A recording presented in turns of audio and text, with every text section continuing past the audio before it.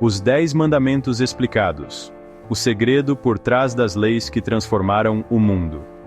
Você já parou, em algum momento da sua jornada, para pensar em como 10 simples leis, inscritas há milênios, ainda ecoam na vida de bilhões ao redor do mundo? Os 10 Mandamentos, mais do que meros ditames religiosos, são princípios ancestrais que moldaram culturas, definiram sociedades e até lançaram as bases de sistemas jurídicos que regem nações.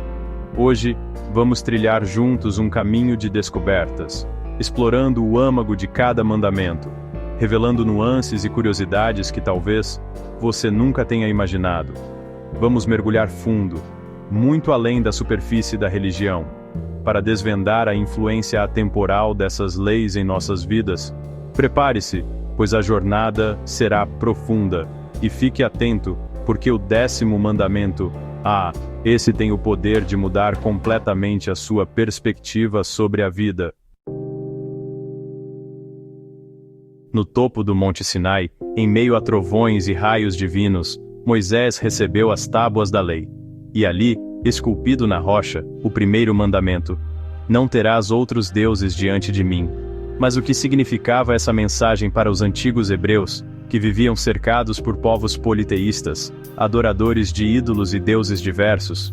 Seria apenas uma proibição à idolatria?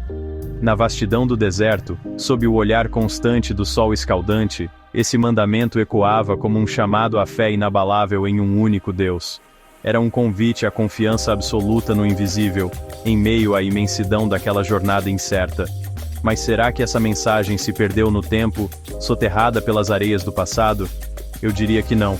A busca por significado, por algo que transcende nossa breve existência, ainda move a humanidade. E nesse contexto, o primeiro mandamento nos convida a refletir: o que ocupa o lugar de Deus em nossas vidas? Quais são os nossos ídolos modernos? Seriam o dinheiro, o poder, a fama, o consumo desenfreado?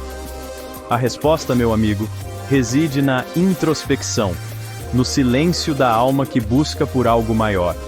Lembre-se, o primeiro mandamento nos convida a questionar, a buscar, a encontrar o verdadeiro sentido da nossa existência. No segundo mandamento, a mensagem divina adquire contornos ainda mais intrigantes. Não farás para ti imagem de escultura, ordena a voz que ecoa do alto da montanha. Uma proibição que atravessa milênios e ainda nos impõe uma profunda reflexão. Por que temer a representação do divino? Seria uma afronta à sua grandiosidade inimaginável, ou um chamado à pureza de uma fé que não necessita de formas físicas? Para aqueles antigos viajantes, errantes em um mundo hostil, carregar consigo ídolos esculpidos em madeira e pedra era prática comum. Símbolos de proteção, de força, de esperança em meio às adversidades. Mas a fé que lhes era proposta, a fé no Deus único e invisível, exigia algo muito maior: a construção de um templo interior. Imagine a cena: enquanto seus vizinhos se curvavam diante de estátuas e oferendas, os hebreus eram convidados a voltar seus corações para dentro, a encontrar a divindade na imensidão da alma humana.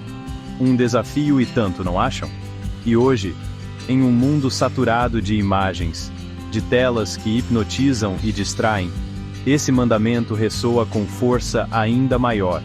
Em um mar de aparências, será que não nos esquecemos de cultivar o que realmente importa? O segundo mandamento nos convida a buscar a essência, a mergulhar no profundo oceano da alma humana, onde reside a verdadeira divindade. O terceiro mandamento: não tomarás o nome do Senhor teu Deus em vão, frequentemente interpretado como uma proibição a palavrões e blasfêmias, guarda em si uma sabedoria muito mais profunda. Ele nos convida a refletir sobre o peso das palavras, a força que carregam e o impacto que podem ter na construção da nossa realidade. Para aqueles que receberam essa lei no sopé do Monte Sinai, o nome de Deus não era algo a ser pronunciado levianamente. Representava a essência divina, o poder criador do universo, e utilizá-lo em falso, em vão, era um ato de profunda desrespeito. Mas e hoje, em nosso mundo secularizado, qual o significado dessa mensagem? Será que não banalizamos o sagrado, o verdadeiro valor das coisas, ao usarmos palavras vazias, promessas esquecidas, discursos rasos e desprovidos de significado? O terceiro mandamento nos convida a um compromisso com a verdade, com a autenticidade, com a força da palavra que constrói, que cura, que ilumina. É um chamado à responsabilidade por aquilo que sai de nossas bocas, por cada palavra proferida. Pois a linguagem, meu amigo, tem o poder de criar ou destruir, de aproximar ou afastar, de amar ou ferir. Que usemos esse dom com sabedoria. Lembra-te do dia do sábado, para o santificar, proclama o quarto mandamento. Um mandamento que transcende a mera pausa física, o descanso do corpo cansado após uma semana de trabalho. O sábado, mais do que um dia na semana, representa uma pausa para a alma, um momento de reconexão com o sagrado, com a família, consigo mesmo. Imagine a cena. Após 6 dias de trabalho árduo, sob o sol escaldante do deserto, os hebreus se reuniam para celebrar o Shabat. Um dia dedicado à oração, à reflexão, ao convívio familiar, ao alimento partilhado com alegria e gratidão. Um dia para silenciar o barulho do mundo e ouvir a suave melodia da alma. Em nossa era frenética, dominada pela correria incessante e pela busca desenfreada por produtividade, o sábado se apresenta como um oásis de paz. Um convite à desaceleração, à contemplação, ao reencontro com a nossa essência. Um momento para silenciar os ruídos externos e ouvir a voz suave da intuição, da criatividade, da sabedoria interior. O quarto mandamento nos lembra que somos seres cíclicos, que precisamos de pausas para recarregar as energias, para nutrir a alma, para nos reconectarmos com o que realmente importa. É um convite à pausa, à introspecção, ao silêncio que cura e renova. Honra teu pai e tua mãe. Ordena o quinto mandamento, gravado na pedra fria e resistente, assim como os laços familiares que ele busca proteger. Muito além da obediência cega, esse mandamento nos convida a uma profunda reflexão sobre a importância da família, o respeito aos mais velhos e a gratidão pelas raízes que nos sustentam. Para aqueles que receberam essa lei no sopé do Sinai, honrar os pais ia além de um dever moral, era uma questão de sobrevivência. Em uma sociedade tribal, a unidade familiar era fundamental para enfrentar os desafios de um mundo hostil. Cuidar dos mais velhos, transmitir conhecimento e valores às novas gerações, garantir a perpetuação da história e da cultura do povo. E hoje, em um mundo cada vez mais individualista, em que os laços familiares muitas vezes se fragilizam diante das demandas da vida moderna, esse mandamento ecoa como um chamado ao resgate daquilo que realmente importa.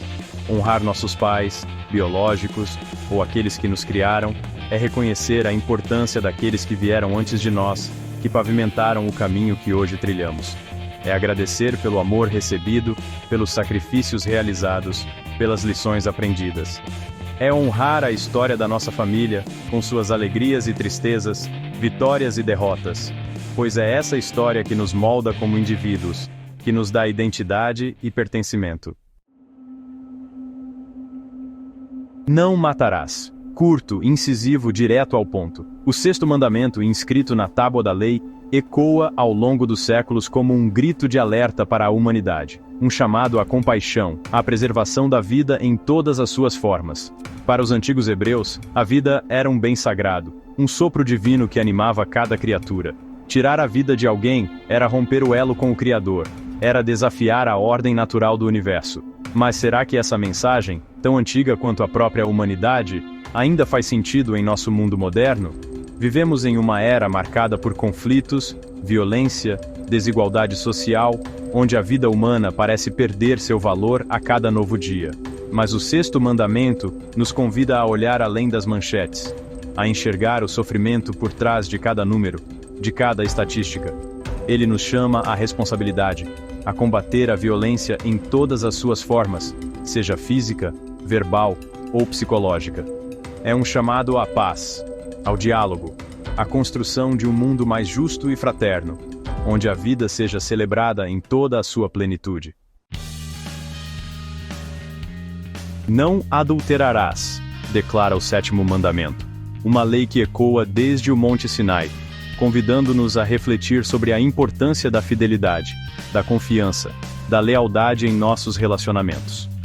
Para os antigos hebreus, o casamento era um pacto sagrado, um alicerce da sociedade, e o adultério representava uma grave ameaça à ordem social e familiar.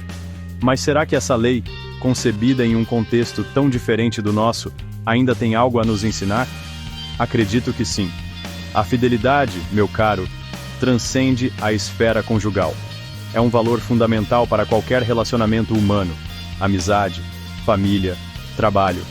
É sobre manter a palavra, honrar compromissos, ser leal àqueles que depositam sua confiança em nós.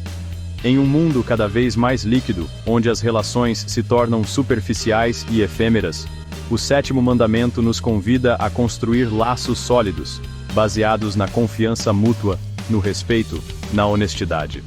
É um chamado à construção de pontes, à criação de laços duradouros, à beleza do encontro verdadeiro entre almas que se reconhecem. Capítulo 8. Não furtarás, ecoa o oitavo mandamento, uma lei aparentemente simples, mas que carrega em si um profundo significado moral.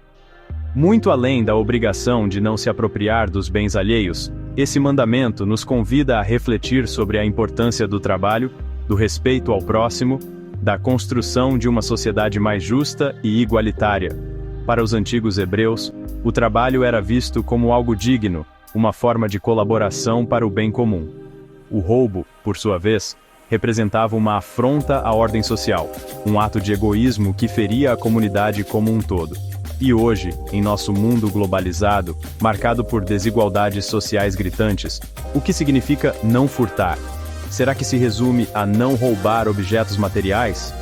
Ou será que existe um furto silencioso, invisível aos olhos, que se manifesta na corrupção, na exploração do trabalho, na ganância desenfreada?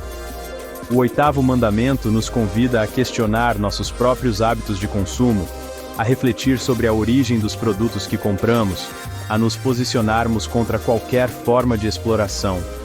É um chamado à consciência social, à construção de um mundo onde a justiça e a igualdade sejam os pilares da nossa convivência. Capítulo 9. Não dirás falso testemunho contra o teu próximo, afirma o nono mandamento, uma lei que ecoa no tempo e nos convida a refletir sobre a importância da verdade, da honestidade, da integridade em nossas relações. Para os antigos hebreus, a palavra tinha um peso enorme. Falar a verdade, mesmo que inconveniente, era uma questão de honra.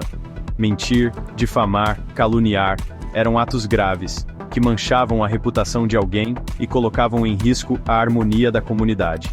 E hoje, em um mundo saturado de informações, onde a mentira se disfarça de verdade nas telas dos nossos celulares, qual o valor da verdade? Em tempos de fake news e discursos de ódio, o nono mandamento se torna ainda mais urgente. Ele nos convida a questionar as informações que recebemos, a buscar diferentes pontos de vista, a não compactuar com a mentira e a manipulação. É um chamado à responsabilidade pelo que compartilhamos, pelas palavras que pronunciamos, pelas histórias que ajudamos a construir. Lembre-se, a verdade pode ser um caminho árduo, mas é o único que nos leva à justiça, à liberdade, à construção de um mundo melhor. Capítulo 10. Chegamos ao 10º e último mandamento. Aquele que, segundo prometi, tem o poder de mudar a forma como vemos o mundo. Não cobiçarás, diz a lei, convidando-nos a uma profunda reflexão sobre nossos desejos, a busca incessante por mais, a insatisfação crônica que parece permear a alma humana. Para os antigos hebreus, a cobiça era vista como a raiz de muitos males. Era a inveja que corroía o coração, a ganância que cegava a razão, o desejo insaciável que levava à infelicidade.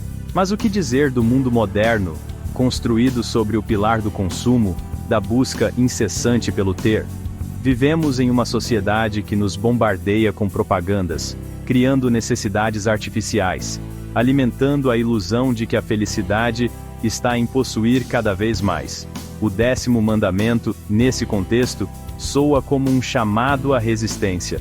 É um convite à gratidão pelo que temos, à valorização das coisas simples da vida, à busca por uma felicidade genuína, que não depende de bens materiais, mas sim daquilo que realmente importa: amor, amizade, propósito, conexão com algo maior que nós mesmos.